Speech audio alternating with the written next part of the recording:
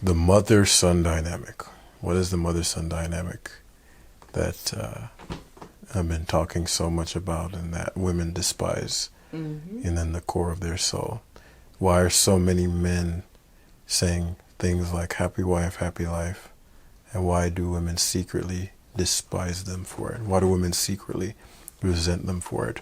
Why do women secretly resent the nice guy or find the bad boy, the guy they can't control, so alluring? It doesn't make any sense logically. Should no woman want a man that does exactly what she says? Should no woman want a man that gives her exactly what she wants? Isn't that what makes a woman happy? If I as a man would want a woman to do whatever I want, that would make me happy. Right. So why are women so difficult to please? Right. That's what we're going to discuss today. The mother-son dynamic. A previous client and friend of mine asked this, and I was like, that's a good point. I felt it inherently obvious why the mother-son dynamic is so distasteful, but I guess it's not super evident. It's not super clear what it is. So I made a video on this, the whiteboard video. You can go check that out. The playlists are available. And it was about the 3 core relationships a woman has with a man. Yeah. Right? At any given moment, a man has one of 3 identities. Right? She either sees him as equal, meaning she perceives him. This is all about she perceives you. There are multiple men within all 3 of these categories. Right. She perceives some men as comparable to her. Right? Whereas like he's useful for companionship. It's more like a brother-sister dynamic. And the reason I put these in family dynamics is because when a young girl comes into the world, those are the first relationships she's exposed to typically. There's a man that's her guardian, that covers her, that ensures that she's protected. There's a man that's about comparable to her, which is her siblings. And then at a later point in life, she gets exposed to men that are beneath her, which are children, men she's responsible for. Right. And so, or she'll observe, there's this one relationship where the woman is responsible for the male. Right. And that's when it's a mother to a son. Right. So these 3 relationships are being assessed at all times. Where does this man fall within? Is he someone that's more knowledgeable, more competent, more courageous, confident than myself, to where I look at him with admiration and want to follow his leadership because I'm confident he's going to take me somewhere that either I can't take myself, or if I try to take myself, it will be a harder time. So it's like, okay, I want to follow his leadership in this area, or just as life in general. Right. Then there are men where she's like, we're about give or take, but I really value the companionship between us. Right. So I wouldn't necessarily easily follow his leadership, but companionship wise, I like him. Here. Yeah, we're cool. Let's figure this thing out together. Yeah. Right. And then there are men that I'm sorry. Let's figure this thing out together. Okay, I was being a little facetious. I love it. A little facetious. I can acknowledge that. Oh my God. But in all seriousness, and then there's a guy that she perceives as beneath her. And she's like, I would never take leadership from him. I'm more competent than him. And that's the mother-son, right? So it's like, okay, mother-son dynamic, that sounds awful. I'm competent. I sound like I'm more either in the equal position, or when I first met my woman, she always talked about how she respected me and she liked the way I could think and blah, blah, blah, blah, blah. Right. But as of late, I noticed that, she doesn't really listen. She's not very cooperative. She always is upset with me or yells at me or is angry with me. She's not very cooperative. In that moment, or at some point over time, you went from a man she potentially perceived as someone she'd be willing to guide her to either a companion-ish, a low companion, or somebody she perceives as beneath her. She doesn't have much respect for. Right. And so the ultimate question then becomes, well, what causes a man to be in each category? Right. Right. And then we'll discuss what the consequences and benefits of each category are for the woman. Because, as we said before, rule number one, a woman is only in a relationship that benefits her. Right. Frankly, all of us are like that. Yeah. But I think sometimes women are given this benevolent narrative of like, oh, she's with me for me even though I'm a big loser. Yes, but that's still somehow benefiting her. There's something about the way you are now that she likes, right?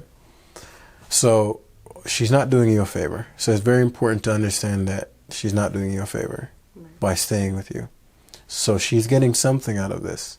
And we're going to go over the 3 things each woman gets from each core relationship. So we're going to start with the father-daughter dynamic, right? The guardian figure.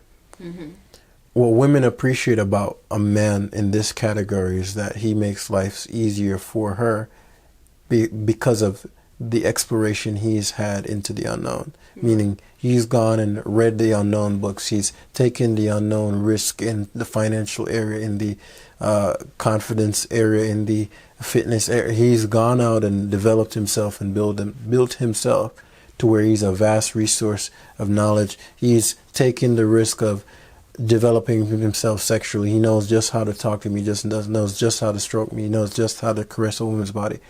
Women expect when they encounter a man they like for him to know how to deal with her. So get over it, right? So if that's something, that's just something innate. It's not fair. How am I supposed to know if I'm a virgin? You're not supposed to know, but they just don't care. I'm sorry. Yeah. Now you can have women who like you enough to override it. That's not, doesn't mean it's the end all be all. What I'm saying is that if it's chronic, if the poor performance in a particular area is chronic, meaning it's bad for a while and it doesn't look like it's changing anytime soon, she will learn to adapt. And adaptation, as I've shared in the story where I talked about the 4 levels of sex, I've had people come to me and the adaptation phase that the woman was in was outsourcing the sex, having sex with another man. Right. That she wasn't going to end the relationship, but she was going to outsource it. And this is fairly common in like cuckold-esque. Now, there are guys who are into that, where it's a kink, where I want to see another woman. I need to see another man with my woman. But then there are guys who don't enjoy it, but know in the bedroom they don't know what they're doing, and so they just get compensated. Right. Yeah. And so she's like, I'm not going to leave you, but I need to get my needs met by another man. And some guys agree to that, and it is what it is. So well, it is what it is. It is. I mean. But also, like what you're saying, he got to be able to develop himself. He has to be able to develop, and that's why he came to me initially, but he never ended up following through with it. Right. I don't know what ended up happening with their dynamic. Yeah. But that's where it was when he came to me. So when we think back to what we were just talking about, women expect you to have a level of competence in a way they lack, right? Meaning, that's why women want, if they're making a lot of money, they want a guy who's a little richer. If they're fit, they won't, I wouldn't say it applies as much there.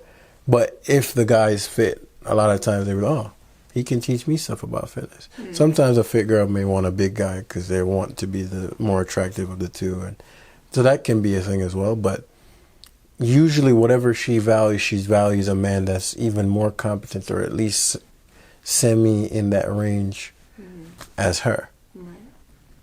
And so who can teach her things, who can expand her mind, expand her emotionally, can contain her emotionally, right? These things are just competencies a woman expects you to have. She doesn't consciously realize that she's doing this, but when she encounters a man that just knows just exactly how to deal with her body, her mind, and her heart, she's like, oh my God, I have these feelings in this man's presence, and I'm just in love with him. Yeah. because he understands exactly how to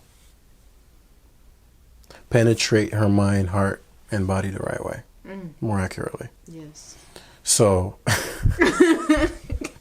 Sorry. right. And so the better a man develops himself, more the man develops himself into the man that can do that, particularly for a variety of women. If you want to have a variety of women, if you want to have a variety of options to be able to choose from, then he has to develop himself or develop his stroke game mentally, emotionally, and physically. Right. Right. And when that occurs, right, then most women he encounters will perceive him in that daddy. She'll be very cooperative and submissive. Even the most combative types, as you've seen a million times. Yeah. Right. Will go be super soft and right, super submissive. You're right. Right. And it's funny, I'm thinking of a past friend of mine. And they're two girls. This will sound awful, but it's actually not what it seems. But they're two girls that he actually helped him with both girls.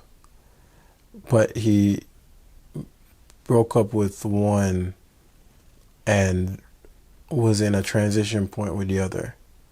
Like going into that situation, they had been seeing each other for a few months. But around this time, he was a client of mine, and I happened to go by his place, and the current girl that he's seeing happened to be there. And what's funny is both these women have met me before, and he said both of them said a very similar thing and behaved a similar way, which is like, it's always funny. Whenever you come around, they always go like, and like, almost like, hey, sir. Like, which is funny because it's not as if I'm, anybody who knows me in person, they know I'm not the type to be, hey. You're a chill guy. Right. So, but there's a certain radiance. Yeah. The common word now is, your aura, right? Yeah. But that aura is not some new concept. Right. The aura, the energetic field around the presence that I emphasize so much, has been around forever. Yeah. And so the aura of the man is what puts him in any given position. And so even though they were around the man that they're with, they would always, and he found this funny, that's why I said it's not what it sounds like. He would always be like, yeah, they just stand at attention when you come in. I noticed that. And I've probably been around maybe 6, 7 women. Those two just happened to be the women he was dating. But it's been other women in different situations that he knows well, and I'm encountering them for the first time. So he knows their general disposition, especially towards males. And they're like, yeah, whenever you come in, they're always very, like, almost like, oh, shit, I want to be in my best behavior. And that's not the nonsense you see online about, you need to be body language. Your body language is a reflection of your mental and emotional state. Right, of who you are. Right. Yeah. So if you handle, and I've got a lot of guys go through this training, if you handle the mental and emotional roadblocks, the body language takes care of itself. Yeah. Right. I always hear guys say to me, you have very good body language. I've never thought about my body language. Right. My body language is in a relaxed state of being, not because I'm trying to have good body language. It's because I'm in a relaxed state of being. Right. So my body must reflect my mind. Oof. Right. Tell him. So once you have a good mind language, the body language will follow. Yeah. Right. And so that disposition, that identity, right, because it's how the woman perceives you, the feminine reflects the masculine. And so that's why it's very common. And again, you've seen it time and time again. They'll just be in this very effeminate, soft state, with no asking of it, no demands, no trying to have anything change. If anything, you just be, relaxing, right? Being yourself, and it's like that's just how it always, every time. Yeah. So it's like, okay, that's because there is a place you can experience. There's a place you can develop yourself into that where when you encounter almost every woman, they put you in the daddy category. Like automatically. Like a woman knows off back. Like, oh my God, the admiration, like they know. Like I can tell meeting you, like, and then I could tell with somebody else, like most of the time, like the ones that, well, no, that's not true because it still end up going further than that. But like those, like the guys who like you cool, like, or they might get friends on, or if we do take it there, it's not like a admiration. It's just like like companionship. Oh, this works. Like, yeah. But there's not. But there's a distinct difference when it's a man that you like admire and look up to. Like, it's a very distinct difference. Very, very different. Yeah. And very few men experience that dynamic. Very rare. But it's actually not an uncommon thing. It's just certain things he'd need to understand and certain ways he'd need to change here. Yeah. That it'll be effortless almost. And then you have the companion level, which we were talking about, where it's like we're about the same range, just having a good time. Not necessarily like she may admire some things about him, but it's not enough to where it's like, oh, if shit is going down, that's the man I'm going to see daddy. Like it's more like I may try to handle it myself because I'm not 1,000% certain that if I bring it to him, it'll get any better. Right. But he's a good guy. I love him. That's usually the companion level. And so then we're going to go to what the video is about, which is the mother-son level. Yeah. This is a man that she has little to no respect for. This is a man that she can't trust for guidance. And it's like, well, why do women need guidance from men so much? Aren't they equal? Shouldn't they be guiding themselves? Yes, a woman can guide herself. But we have to understand the nature of the feminine force within reality. It's a flow-like state. It's constant change. The wind, the water, the unstructured component of it's a softer internal reality. So anything within the universe, the internal flow-like, less rigid aspects of reality are the feminine aspects. Right. It's always used the physical representation of this, where it's like the masculine, the male is during sex, right? What distinguishes a man from a woman? Their sex organs. Right. I don't think we ever really think about it in that way. Right. And what is the masculine sex, the male sex organ like? It gets hard and points outwards. What is the feminine, the female sex organ like? It gets soft and it points inwards. So, well, that right there is a very good illustration of that same principle, because human beings are an expression of that principle. They don't create it, which is a misconception. We are expressions of the fundamental blueprint of the universe. That is the union of the masculine and feminine. We don't invent it. Right. Like, masculine and feminine were here way before humanity. Correct. So we're expressions of it. Right. And so the question then becomes, well, what is the original blueprint? Right. And in that original blueprint, the feminine counterpart, the softer aspect, right? In order for softness to endure, hardness must surround it. Right. Because by definition, softness means vulnerable, means easily harmed. When something is hard, it is difficult to penetrate or scratch, to damage, to destroy. Right. But with softness comes depth of experience. Meaning, when something, if you think of the softer things, they're things that are the intensity of, or the potential positive experience that you can have from it is way higher. When something is very hard, it's sturdier, it's more resilient, but it has almost less, the experience of it is not as potent. Right. And to make that more practical, the masculine or males tend to be more emotionally detached. Mm-hmm. Well, what is emotion? Emotion is the experience of right now. Emotion is the experience, right? If we were emotionless, you could almost argue we're experienceless. Mm-hmm. The emotion of the moment is what charges it. So how we feel about the experience is what makes us want it over and over again. You're right. Not the experience in and of itself. It's how we feel about it. That's why something can happen. And if you have a positive mindset, you can go, that's going to work out for me. And the experience of it changes because the emotional perception you had of it, the perception you had of it changed the emotion you had. So now the experience is neutral, right? But the emotional content determines whether it's something you enjoyed and love and something you despise and hate. Right. So if we view emotion and experience almost simultaneously, like they're intertwined and they're almost the exact same thing, mm-hmm. then we go, okay, well, if the masculine, the logical aspect requires emotional detachment, mm-hmm.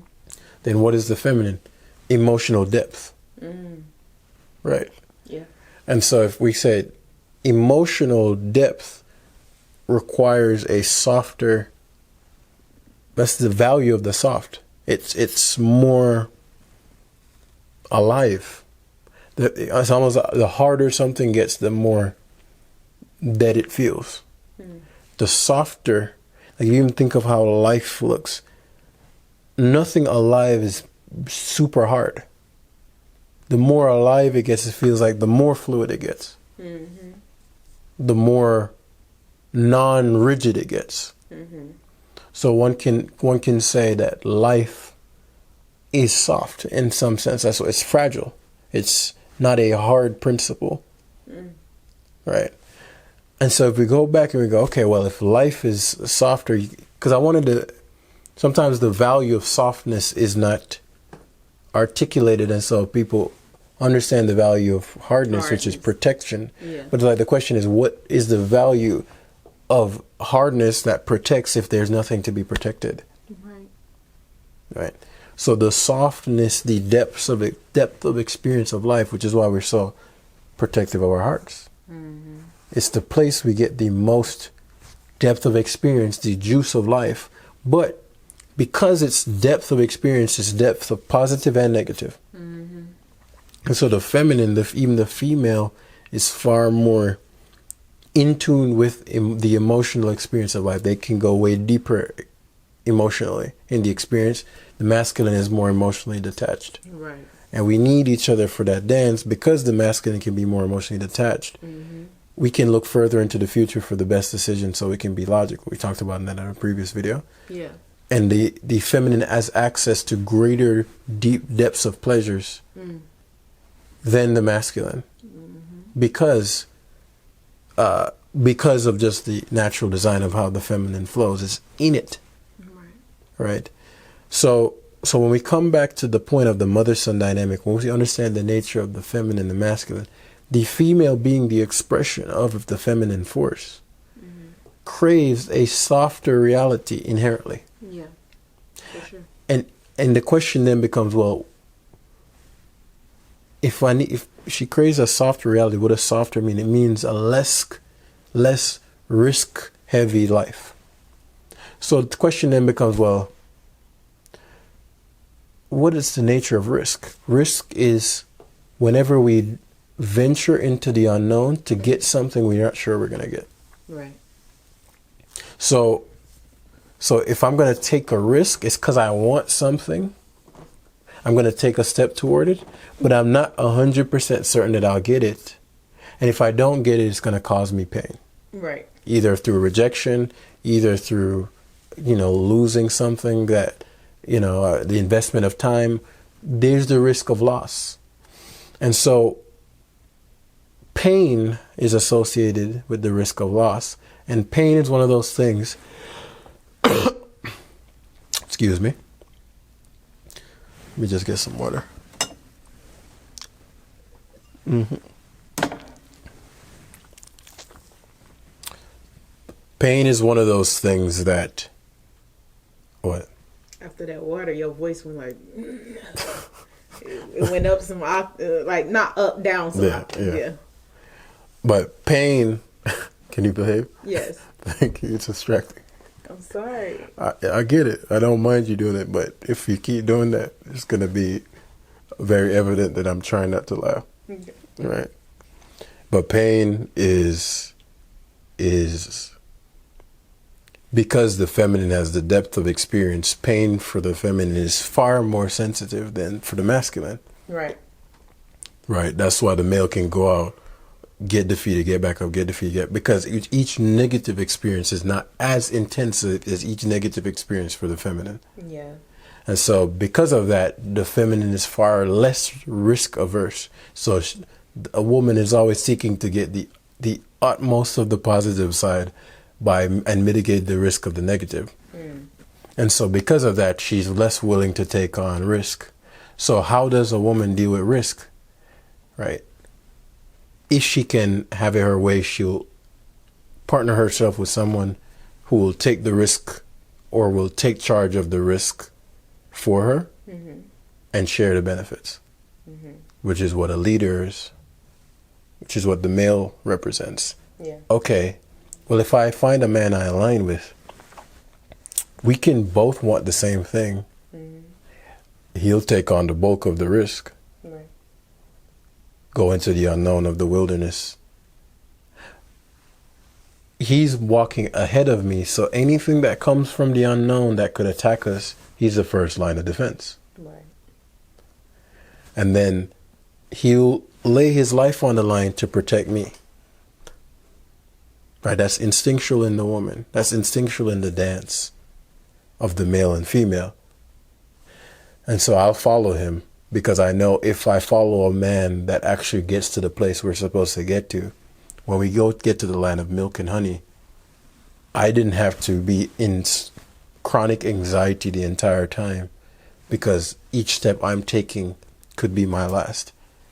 I'm behind him. He's the one taking the bulk of the steps into the unknown. And I'm following his lead. And as I'm following his lead, the further along we get, he shares the spoils with me. Right.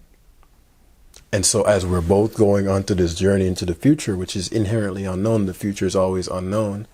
As we constantly go into the unknown future, I know I have a competent man that's leading me on the way there, so I can exhale and go, Daddy's got it. Yeah. Right? And I'm observing his movements and his actions like, oh, this guy really, and so. He got it. He really got it. He really, and so, and in exchange, that man seeks cooperation. Support. Right? Support. Right? When I'm down, do you nurture me back up? Yeah. When I got injured and that's it, right? The softer side that the woman will be developing because she's in the softer side of the reality, softer side of the journey, the man benefits from. Right? Which is why the hardness of the man enters the softness of the woman. Right? And that dance is in and out. It's always happening. That's where pleasure lies. The union of the masculine and the feminine, that dance. Right. So she gets softer, right? He gets harder. Dance. The moment he gets soft, she gets harder, right? So much of the blueprint is right in front of us. We just don't ever think about it like that. Right.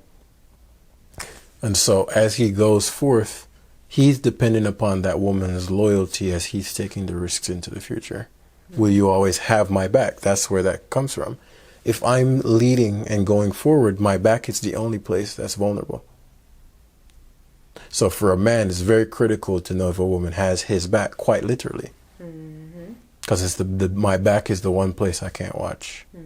The home is the one place I can't watch because I'm out hustling, getting to it, whatever, for us, for the family, so I need to know you're going to have my back. You're going to make sure the home is handled. And so that's why it's so devastating for a lot of men when they find out their women didn't have their backs and betrayed them or allowed other men into the home. Yeah. Right. because they're like, dang, I went through all this for us and you betray me. Right. Right. And then the consequences of that the women get are rightfully deserved. Right. Not saying somebody should hurt somebody or anything like that, but if she gets kicked out of the home, well, naturally, right, you literally stabbed him in his back. You went against the agreement, right, while he was keeping his end of the bargain. Right. And vice versa. Right. If you dropped the ball and you said you were going to the land of milk and honey and your actions aren't backing that up, and she's here riding, right, supporting the hell out of you, and you don't show up in the right way, then she has every right to go, I'm out. I'm going to follow some other man's lead. Right. And that man might have 2-3 other women already.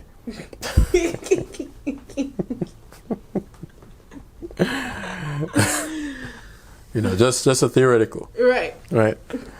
I can't with you. But no, in all seriousness, this is really important to understand, because when a man is in a mother-son dynamic, he is asking the woman to be the hard energy and him to be the soft one. The only time that a woman is primarily responsible for a man's well-being is when it's her child. It's when it's her little nephew. It's when it's a mother-son dynamic. I'm the guardian protecting the child. And then the woman has the authority and the responsibility. And then the male follows her leadership. But what comes with authority? What is that when that man has the authority and the responsibility as he's going into the unknown of the future to deliver us to the land, that vision that we both agreed to, the vision we're excited for, right? He gets the authority. We're going left, we're going right, we're going there, we're going, and she cooperates and trusts his lead, right? Because she's seen the example and evidence of his performance multiple times. So she already relaxed. She's like, I know Daddy got it. Yeah. Right? However, why does she not like to be in that position herself? Because she can never experience the soft state, which is inherent to her nature. She's going against the blueprint. And so if she's taking the lead and the man is in the supportive position, then she has to be in that hard state all the time. And she doesn't understand this. She's like, well, why am I so, and why don't I respect him?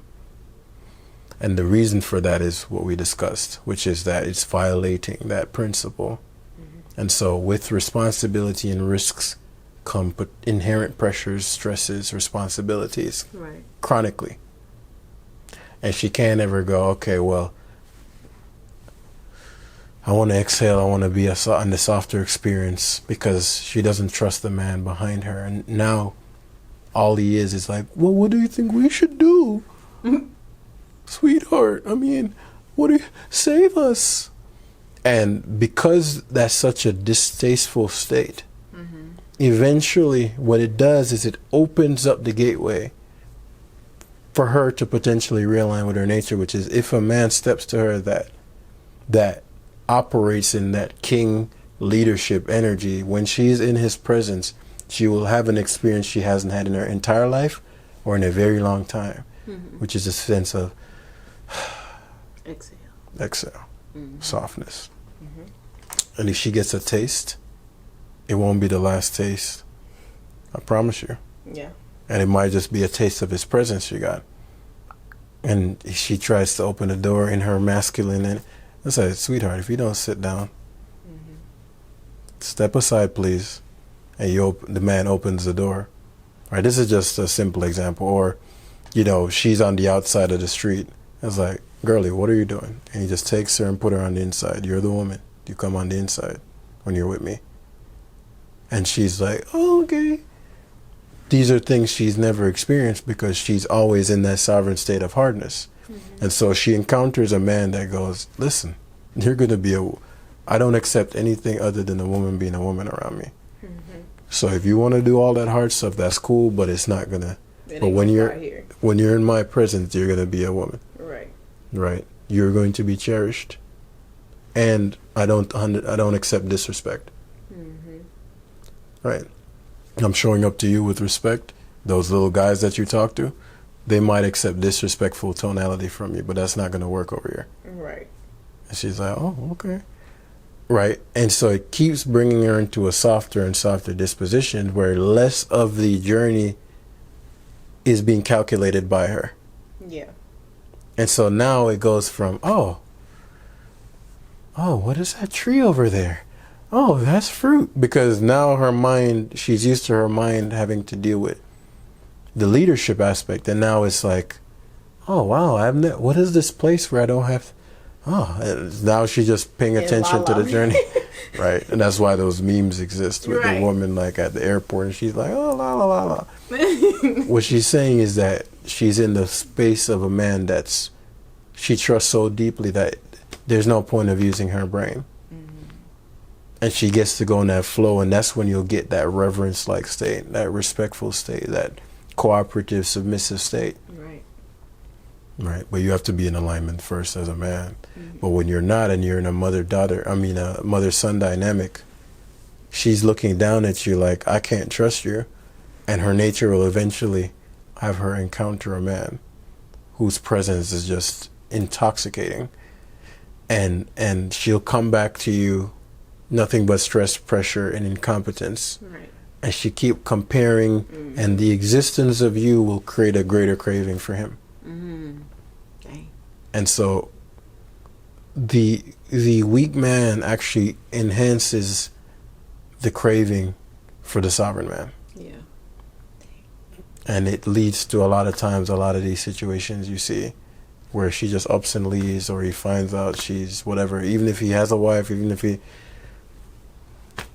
Is it okay? Is it right? No. But my goal is to help guys understand the possibility so that they can adjust accordingly and protect themselves rather than sitting around and crying about the modern woman without any accountability and reflection on how they contributed to their lives. Yep. So not all men are dealing with the same problems as the average guy. Yeah. And it's not just because of his jawline. Right. But yeah, that's the reason the mother-son dynamic is so bad. So that's it.